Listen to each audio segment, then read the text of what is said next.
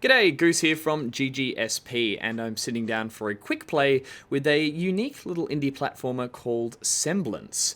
Now, this game's not out for a couple of months, but we thought we'd get a chance to have a quick hands-on, as it's quite a unique little platformer, or I should say it's more of a puzzler. And it's all about sort of altering the terrain of the world using this quite cute little blob. So let's dive in and check it out. It's a very pretty little art style, coming from some interesting developers who are a South African developer called Namakop, and it's their first game. And it's actually spawned, I'm told, from a bug they experienced while they were developing their first game. They had a bit of a glitch, a bit of a bug as they were building it, and it turned out to be more fun than the game they were building. So they decided to design the whole game around it.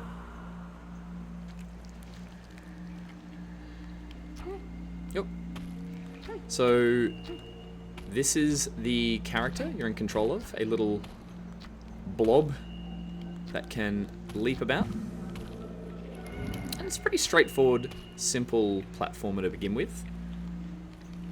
You've got the ability to leap around, but you can already see that sort of the jelly world is quite cute. Moving underneath. Some other little characters here as well. Hello. So there's our first bit of instruction. Got a bit of a dash you can use as well. So quite a common feature you see in a lot of platformers these days, like Ori in the Blind Forest, things like that. And that dash lets us break on through. But this is the interesting part of the game. I'm actually terraforming, or what do you call it? I'm altering the ground underneath me. And you can see that this is obviously the main aspect of the game that's going to be used for a lot of the puzzles later on. That doesn't look good. Oh no! Try a little long jump. There we go. So here we go. This is where the puzzling aspect comes in. Can't get under, but I can learn a new ability, which has given me 2 eyeballs. And that is to reset, I think, sort of what you've done. So if I smash my way through, voila! Now I can travel through to the other side. So it's a, yeah, it's a very unique little mechanic. Haven't seen anything like it before. And, can lead to a lot of tricky, interesting puzzles later on. So I think that's the level layout. We're on an early build of the game at the moment. So just moving through ahead. Now these are, I believe, sort of the transportation trees. These take you to sectioned off areas where your goal is to collect one of these orbs, as you can see indicated by the top left-hand corner. So smash through there, grab an orb, make our way out. In terms of narrative, I'm not really sure what's going on. I think it's one of those dreamlike platformers where you just play a little blob character and go about your way. But it is great art design. And again, from a developer with their first game, very impressive first entry. In fact, the story goes that one of their main lecturers, or one of the people working with them while they studied to be game designers, was quite a successful, famous designer, and he saw it and said, you know, this is what you should do as your first release. So that's not actually in the game. Let's push through here. So yeah, as you can see, smash, squish, splodge the land, and then reset it. As we move on, not the preview, move along. Okay, so there are dangers in the world, which are these little lasers. And so our goal is to, we'll come back to that actually. I think we're going to go through this little node tree here and see where it takes us. I'm currently playing on the Switch, and it's a cute little platformer that I could see. I think these play really great on the Switch in particular. Just a simple art style. difficult to master. Easy to pick up, but yeah, difficult to master. See, so I just grabbed one of the orbs by manipulating the laser underneath. Oh dear, whoa.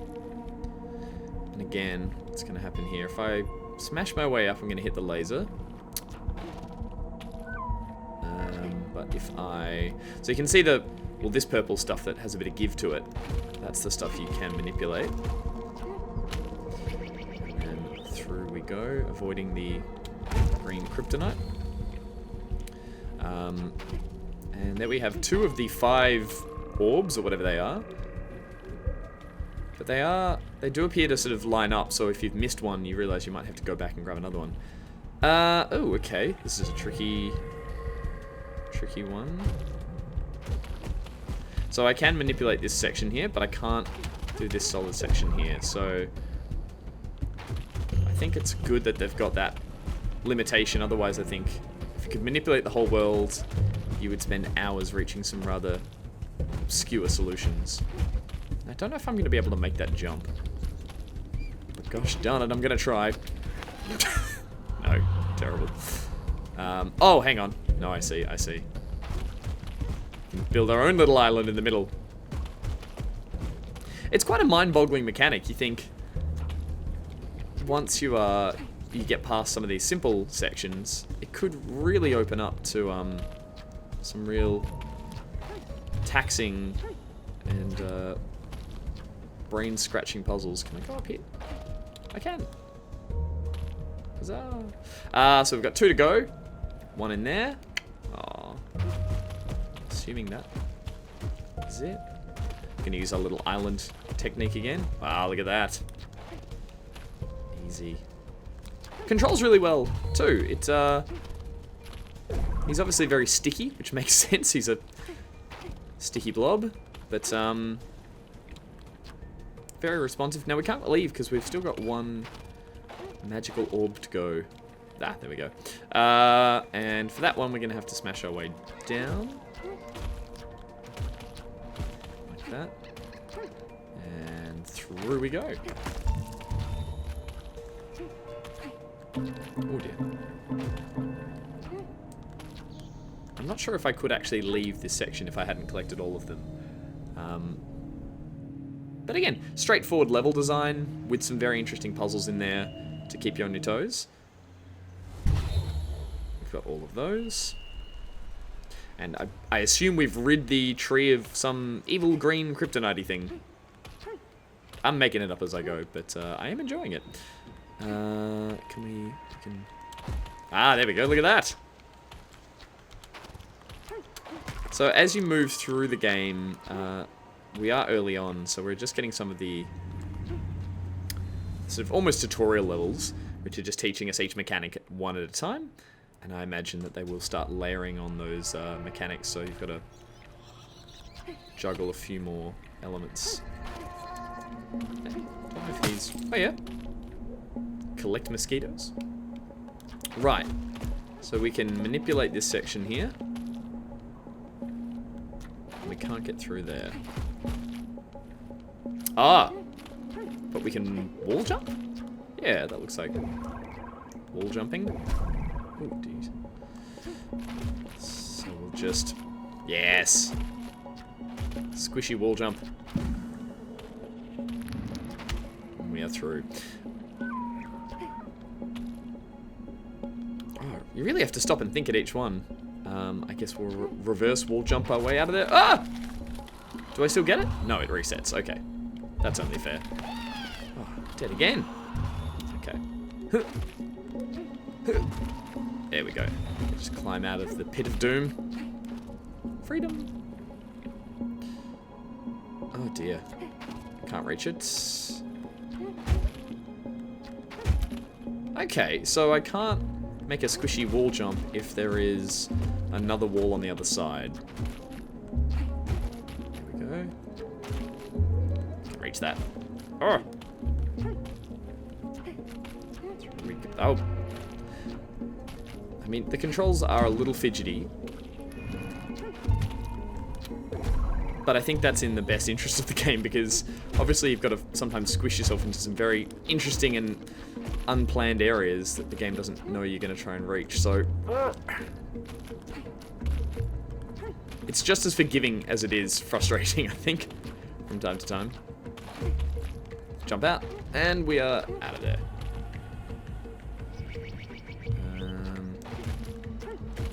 Can I make that? No, I cannot. It's a trickier one. Right, so there's no double dash. You've only got the one dash as you go. What if we reset that? Got an idea, I'm gonna make a bit of a platform.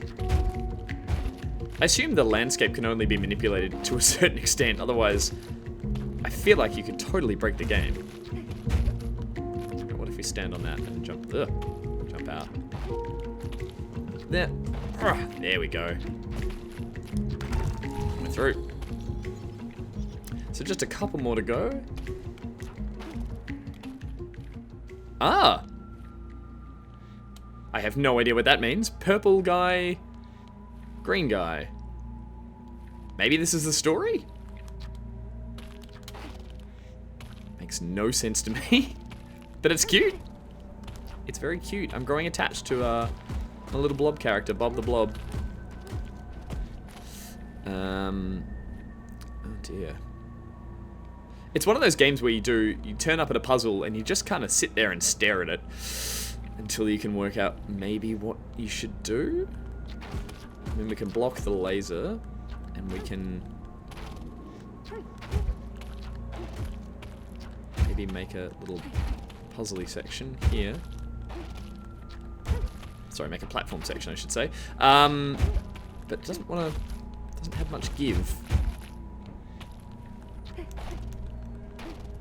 Hang on, I want to try something. Let's see if I can maybe. Can I jump out? Can I jump around the puzzle? No. Oh! Maybe I can. Maybe I... I'm not sure if that's what I was meant to do, but it worked. It definitely got us through to the last section. Second last? Second last. Make a little platform for myself there. Ah! Did I lose it? I did! Cruel game. Very cruel. There we are. Oh, okay, now we are in danger territory. So we have an obstacle all of a sudden. I don't know what it is. It's mosquitoes carrying a large block of kryptonite. Oh, I see. I can't wall squish unless I reach... Alright, reset. I do love that there's that ability to reset does make you feel a little bit like you can push and pull and experiment, and you're not going to find yourself too stuck. You can hit a button and send yourself only back a couple of steps, which is nice, especially in a puzzler where the last thing you want to do is get ridiculously frustrated. I think we're almost there. If we go up, yep, go, squish. I'm safe in here. And out we go. Missed it. Got it. Ah! Oh no! Oh! It's alright. We know where to go. No! Oh. See, once you know the solution, you can get a little too arrogant. And there we go. We will wait here in hiding before leaping to victory. Done. Alright. That's all 5 there. Back through the portal. So as you move ahead, there are more complex puzzles, and I believe there are also different ways that you can manipulate the blob character himself. So he can sort of squish into different states, and as he does so, he'll actually be able to sort of fit through different sections, and I believe it adds quite a bit of complexity to the puzzling. I think what we're looking at here is just essentially the, if I go past, what we're looking at here is essentially just the tutorial stage, where we're just learning all those basics. Like any puzzler, it does take a while before you really get the handle on the controls. And as you can see here, already adding a whole range of different elements that are going to make things a bit tricky. I kind of don't want to put it down though. I want to keep going. But I'm stumped. If I build a little... Sometimes I feel like the solution I'm coming up with isn't the right solution. But if it works, it works. Done. There we go. Well, before I get too hooked on pushing forward through the rest of the puzzles, I think I'm going to leave it there. But that was Semblance, and it is a very interesting little puzzler, and one that does a great little job of mixing up some interesting platforming mechanics with some well thought out puzzles. So that was our first little quick play of Semblance. Hopefully I have a full review sometime in the future, but that's all for now. Thanks for watching, guys.